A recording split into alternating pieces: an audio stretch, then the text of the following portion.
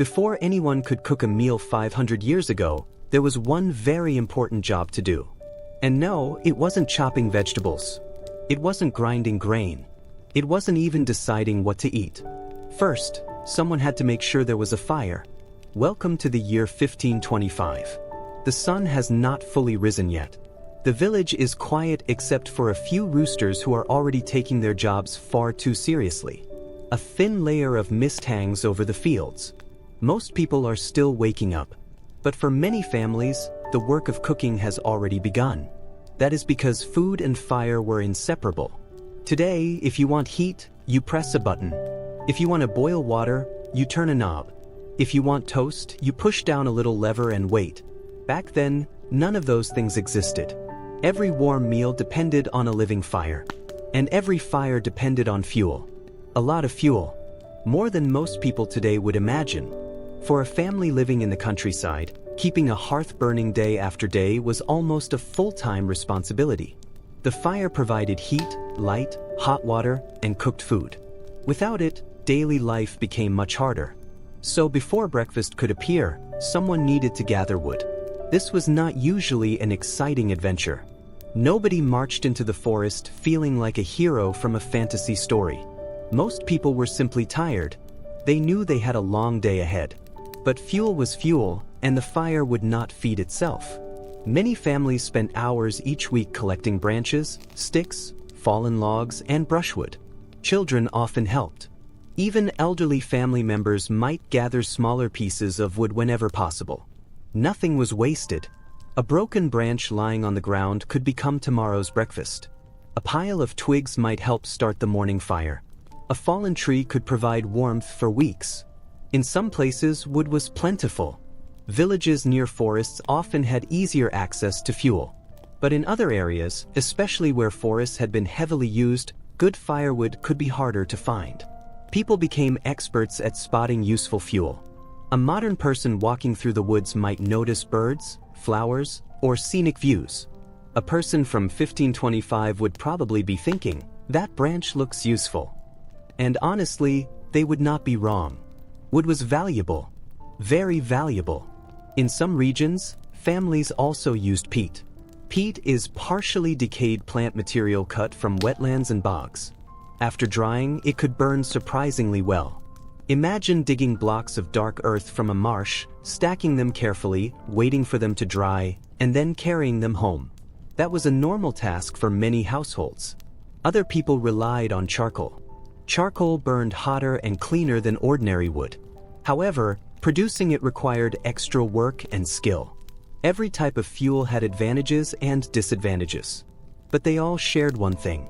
Someone had to collect them. Winter made everything harder. A snowy forest might look beautiful in a painting. It looked much less beautiful when you needed enough wood to keep your family warm through a freezing night. Wet wood was difficult to burn. Frozen ground made gathering fuel harder.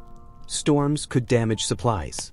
A family that failed to prepare during warmer months could face serious problems when winter arrived. This is why fuel storage was almost as important as fuel collection. Stacks of wood were carefully arranged beside homes, under shelters, or inside storage buildings. Families protected their supplies from rain whenever possible. A dry pile of firewood was a source of comfort. A soaked pile of firewood was a source of frustration. You can almost hear someone in 1525 staring at a pile of wet wood and quietly rethinking every decision that led to that moment. Of course, collecting fuel was not the only challenge. Once the wood arrived home, it often needed to be chopped. This required strength and time. Logs had to be cut into manageable pieces. Larger pieces provided long-lasting heat. Smaller pieces helped start fires quickly. People learned how different woods behaved. Some burned hot. Some burned slowly. Some created more smoke. Some produced better cooking fires. Knowledge like this was passed from one generation to the next. Nobody needed a science textbook. Years of experience taught people everything they needed to know. The hearth itself became the center of household life. Most homes had a fireplace or open hearth where cooking happened.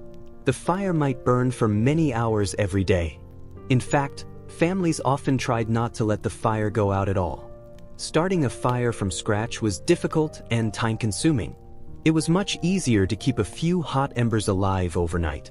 Before going to sleep, someone might carefully cover glowing coals with ash. In the morning, those embers could be revived. At least that was the plan. Sometimes the fire died anyway, and then somebody had a problem. Without matches, restarting a fire took effort. People used flint and steel to create sparks. Dry tinder helped catch those sparks. With patience and skill, a flame could eventually appear. Notice the word eventually. This was not a quick process. No one was lighting a stove in 3 seconds and moving on with their day. A failed attempt meant starting over. A damp piece of tinder could ruin everything. Rainy weather made the task even harder. You can imagine a sleepy villager on a cold morning, trying again and again to start a fire, while also wondering why life had chosen this particular challenge for today. And remember, all of this happened before breakfast. Before the first bowl of porridge. Before the first piece of bread. Before the first sip of ale or watered wine. Cooking began with fuel. Without fuel there was no fire. Without fire there was no meal. As the sun slowly rose above the fields, thin streams of smoke started rising from chimneys across the village. One by one, households brought their hearths back to life. The day was beginning. The fire crackled. The first pots would soon be placed over the flames. Breakfast was finally getting closer. But behind every simple meal stood hours of work that most people today never have to think about. And that work all started with something as ordinary as a bundle of sticks gathered in the early morning light. Now that the morning fire is finally burning, it is time to step closer to the center of the home. Not the dining room, not the living room, and certainly not the kitchen island, because nobody had one. Instead, we arrive at the hearth. 500 years ago, the hearth was the heart of daily life. It was where food was cooked, where warmth was found, where stories were shared, and where much of the family's time was spent. If you removed the hearth from a house in 1525, life would become very difficult very quickly. The hearth was not simply a place to cook. It was the center of everything. As you enter a typical home, one of the first things you might notice is the smell. Modern kitchens usually smell like fresh coffee, baked bread, or maybe last night's leftovers. A 16th century kitchen smelled a little different. There would be smoke, a lot of smoke. Wood smoke hung in the air almost constantly. Even homes with chimneys often struggled to remove all of it. Tiny particles drifted through the room, settled onto walls, and found their way into clothes, furniture, and nearly everything else. People became so used to it that they barely noticed. A visitor from today would probably notice immediately. After about 5 minutes, they might also begin looking for an open window. The hearth itself was usually a large open fire built into a fireplace or placed in the center of the room, depending on the region and the wealth of the household. In poorer homes, the setup could be quite simple. A fire burned on a stone or dirt surface. Smoke slowly escaped through a hole in the roof or drifted out through small openings. It was not perfect. Actually, it was often far from perfect, but it worked well enough for generations. In wealthier homes, fireplaces were becoming more advanced. Stone chimneys helped direct smoke upward. Cooking spaces became somewhat cleaner and more comfortable. Notice the word somewhat. Nobody in 1525 was describing their kitchen as smoke-free. The fire burned day after day, sometimes for months without completely going out. Above the flames hung iron hooks, chains, and metal bars. These simple tools allowed cooks to place pots over the fire at different heights. Need more heat? Move the pot closer. Need less heat? Raise it higher. This was the 16th century version of adjusting the stove temperature. There were no numbered settings, no digital displays, no buttons, just experience and careful observation. People learned to read a fire almost like a language.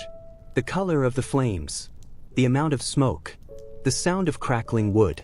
All of these things provided clues. An experienced cook could glance at a fire and understand exactly what it was doing. For young children, learning these skills took years. For adults, they became second nature. Large iron pots called cauldrons were common sights around the hearth. These sturdy containers could hold soups, stews, porridge, and countless other meals. Some families owned only 1 or 2 cooking pots. Those pots were valuable possessions. They were used almost every day. A damaged pot could cause serious problems.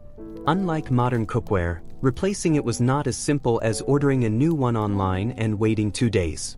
In fact, waiting 2 days would have sounded wonderfully fast. Many kitchen tools had to be made by skilled craftsmen. Iron was expensive. Labor was expensive. Nothing was taken for granted. Around the hearth, you would also find wooden spoons, knives, buckets, and storage containers. Most tools had multiple purposes. A single knife might be used for preparing food, cutting rope, repairing equipment, and dozens of other tasks. Specialized kitchen gadgets were rare. Nobody owned a drawer full of mysterious tools used exactly once every 3 years. The hearth also created challenges. Open flames were dangerous. Very dangerous. Clothing could catch fire. Children could stumble too close. Hot pots could spill. Burns were common accidents. Families constantly reminded young children to stay away from the fire.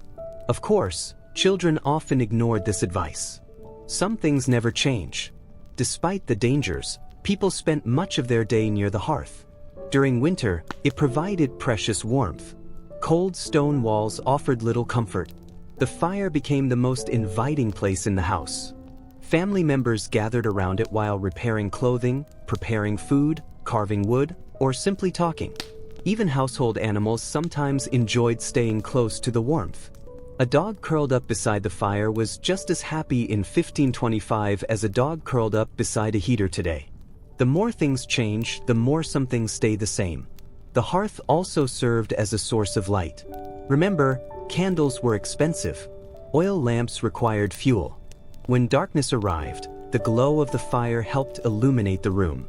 Its flickering light danced across walls and ceilings, creating shadows that constantly moved. For many people, this warm orange glow was the last thing they saw before sleeping, and the first thing they saw when they woke. Cooking itself happened throughout the day. Pots often remained over the fire for hours at a time. Stews slowly simmered. Water heated. Ingredients were added whenever they became available. Meals developed gradually rather than appearing all at once. In many homes, there was almost always something cooking. The kitchen was never truly silent. Wood crackled. Pots bubbled. Spoons stirred. People talked. Animals shuffled nearby.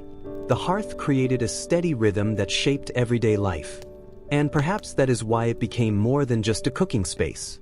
It became a gathering place, a workplace, a source of comfort, a symbol of home itself. When travelers returned after long journeys, they looked forward to seeing the family hearth again. When winter storms arrived, people gathered around its warmth. When celebrations happened, the hearth helped prepare the feast. And when ordinary days passed quietly, it remained there, glowing softly in the background. As the morning continues in our 16th century village, the fire burns steadily. The first cooking pots are already warming above the flames. Breakfast is beginning to take shape. Soon we will see what ordinary people actually ate to start their day. And the answer may be much simpler than you expect. For now, the hearth crackles gently beside us, doing the same job it has done for countless generations, turning fuel into warmth, and warmth into food.